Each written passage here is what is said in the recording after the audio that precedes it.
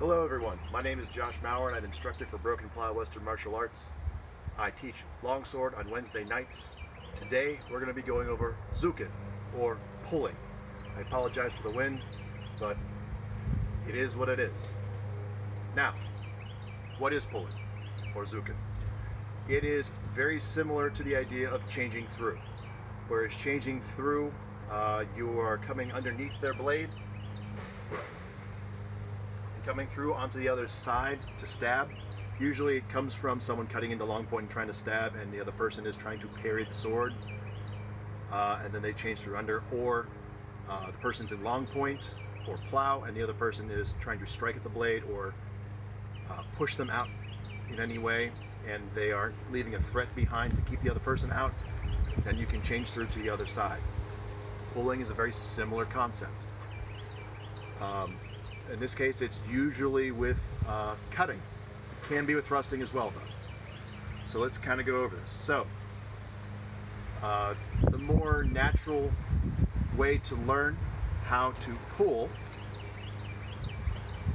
comes from, just doing a normal overhow. Hold on for a second here. Okay, so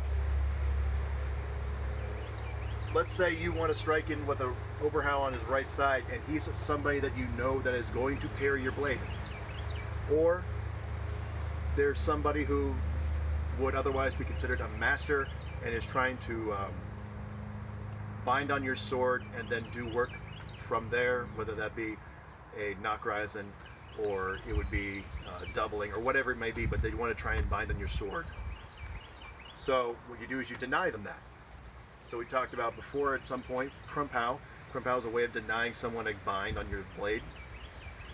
Well, this is kind of part of that. Whereas change through is usually against someone who's not very good at what they're doing. Pulling is against somebody who is kind of good at what they're doing. So, for instance, if I cut him with a right overhow, the person I'm going to go against, I know is going to bind strongly on my sword. Okay. There's someone who's going to parry it well, but they're attacking the sword. They're not attacking me, and they're going to wait to see what I do, and then do something from that. I'm not going to let them do that. I'm not going to allow them to bind on my blade.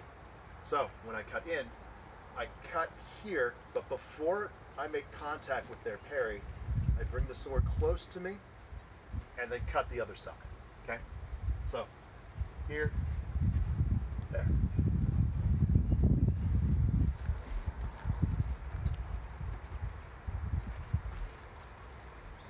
One more time. Okay, so pulling is like change through. You are avoiding their blade from, as they're pushing you off from doing the thing that you want to do, and you're going around to the other side to avoid their parry, not respecting their sword because their sword's not a threat to you. Okay, obviously you wouldn't do this against somebody who's trying to parry you with an ox, right? With a point in your face. Or if you come low with an unterhound, they try and parry you with a plow, right? You don't want to do that. That's bad news. Another way of doing this pulling, you cut in again with that same overhow. You pull to yourself, and then you come straight down and stab, okay? So come out here, pull, come back down and stab him in the face, okay? One more time. Okay, so that's another pulling. Let's say if you pull and you go to the other side and they follow you in the same way, they're like, oh, I got to parry that sword again. So if that happens, and you come here and you pull and you come to this side and they go to parry again, pull again, pull again, pull again, until you can get it, okay? Always keep pulling if you can. Kind of like with the change through, you can constantly keep changing through until you get to your target. Now let's talk about, let's say we've bound on the blade. Okay, we're there, and they're waiting for us to do something. Well, pulling can come into play here. And what we're doing here is we're actually faking them out, making them think that we're actually coming off their blade. Okay? So let's say we've cut and we came to here, right? We're bound under their blade, and they're waiting for us to do something. What we're going to do is we're going to come up halfway up our blade, right? And come up onto their blade halfway. And we're going to come straight back down and come into thrust. Okay? So what's happening there is with you leaving, that's going to make them want to rush in to stab you. But then you come straight back down and displacing their blade and coming in. Kind of similar to how a Zornhound displaces a cut to long point. This is kind of what's happening here. When you cut down, after you pull up, like you're going to pull off their blade, you cut back down, that's going to displace their blade out. All right? And then, of course, obviously, one of the best way to use pulling, I think I might have mentioned this in the Zwerchau video, but let's reiterate it here. So, you cut a Zwerchau. Probably the only best way to defend against a Zwerchau from hitting you is either get the hell out or to parry it with one of those common fencing parries out to the side, because if you try to go straight onto them, basically right on their hilt, that's what they want. Because what's going to happen is when they come out, their blade is going to come actually around your blade and hit you in the head. So you don't want that to happen, so you have to actually go a little bit farther and cut out to their blade to defend yourself against this Zwerchau. And then come back with them on the knock rising on the other side, right? That's when you're waiting on the knock rising. And that's where this pulling comes in really, really well. So if you know somebody's going to come onto their blade and wait for this, this is that exact moment. This here. So if you cut in with that Zwerchau out here, and you know that they're going to parry you, you can step out, go here to do with the Zwerchau, and then come with the Zwerchau the other side.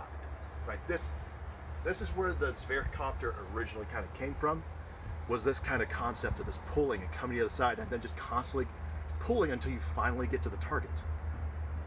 But I don't think people actually understood what that really meant, and instead they just turned to this Zwerchcopter thing where there's no hip movement, there's no extension, it's just, you know, coming around here looking like a helicopter. And it's not really being effective with their strikes. They're not effectively going at the correct target either, because they're only hitting on the temples rather than the softer bits of the skull in the back. Okay? So, with this pulling, if you know that they're going to parry you, and you come out here before your blade touches theirs, Zwerch to the other side.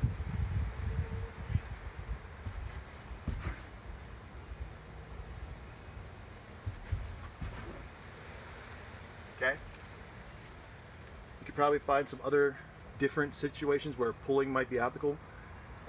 Remember that those situations only happen if they are striking to your blade, to your sword, and not to you. If they are not giving you a threat, that's when you can pull.